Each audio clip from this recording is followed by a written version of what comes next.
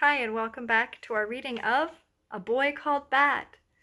And we are on our final chapter, chapter 26, How to Know Someone. All right, let's see if your final predictions come through for this chapter. When Saturday came, Bat woke up feeling nervous. What if Israel wanted to hold Thor? Would Bat have to let him? What if Israel didn't like the snacks Bat and Mom had decided on? Lemonade and crackers and apple slices and cheese. Mom had asked Bat what kinds of food Israel liked and what he liked to do for fun. But Bat didn't have any answers. He hadn't even noticed things like that. Most kids like to play handball at recess, he told her. Well, does Israel?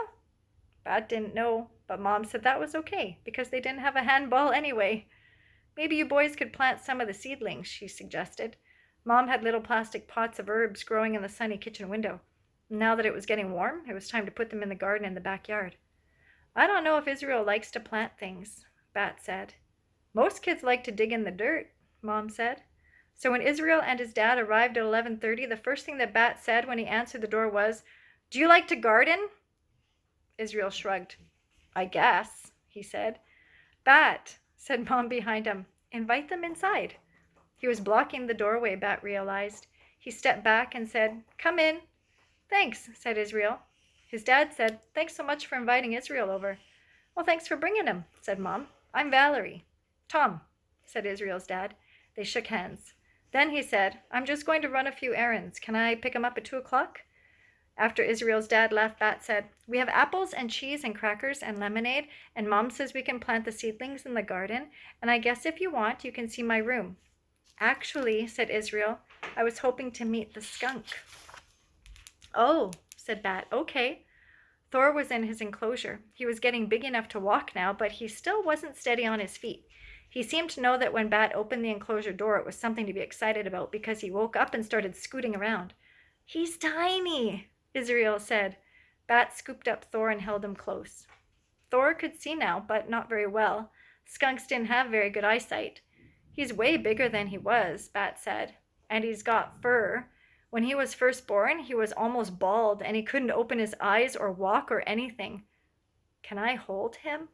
Israel asked, putting out his hands. That sounded like a terrible idea to Bat.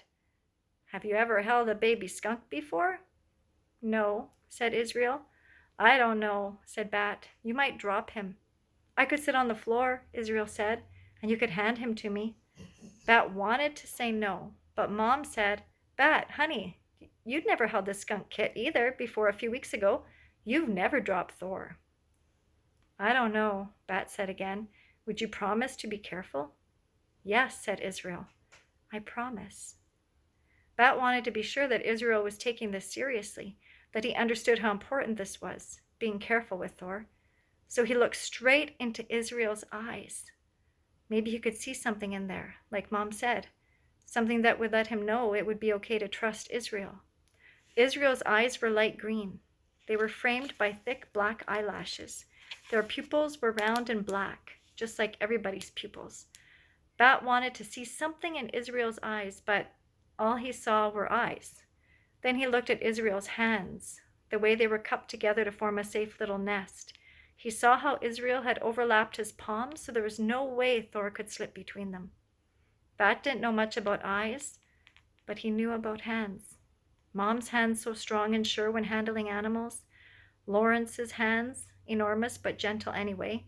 Mr. Grayson's hands with long fingers and interesting rings. Dad's hands with nails clipped short and neat. Janie's hands, so clever at braiding. Israel's hands told Bat that Thor would be safe, so Bat placed the kit into them. He didn't even make Israel sit on the floor. There's his hands. "Oh, he's so light," Israel said. "He's so cute." "He's perfect," Bat said. "I'm going to learn everything there is to know about caring for skunks. Mom said we can keep Thor until he's old enough to release, and I'm going to become the best skunk caretaker in the world." Israel brought Thor up close to his face and rubbed him against his cheek. "Do you think maybe you could teach me some stuff too?" he asked. "You want to learn about the care and feeding of skunks?" Bat asked. "Yes," said Israel. Maybe they could plant the seedlings the next time Israel came over.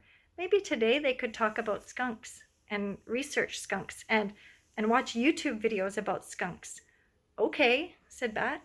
Israel handed Thor back to Bat, and Bat put on the sling and tucked Thor inside. He felt the skunk scratch and turn and then settle down to sleep. Well, Bat said, do you want to see my room? Sure, said Israel.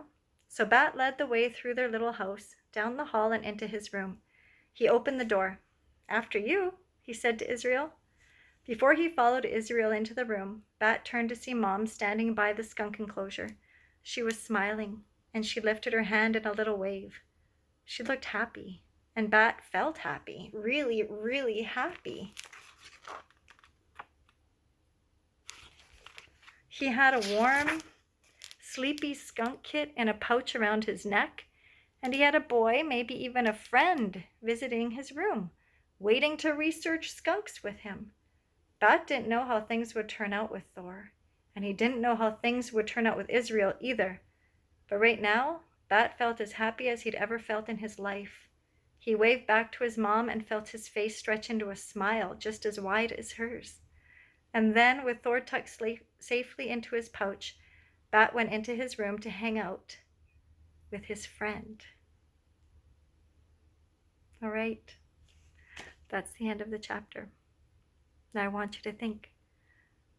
Something pretty important happened for Bat in this chapter, and I want you to think about what it is. And secondly, I have a link to some resources. I'll put the link up probably right beside this video, and on it are some resources for A Boy Called Bat. You can even print out some pages from the story, and you can do some activities and answer some questions and do some fun things related to this book. So check out the link that is beside this video and do some more work on A Boy Called Bat and see what you can find out. Okay, well, bye for now. I hope you enjoyed this story.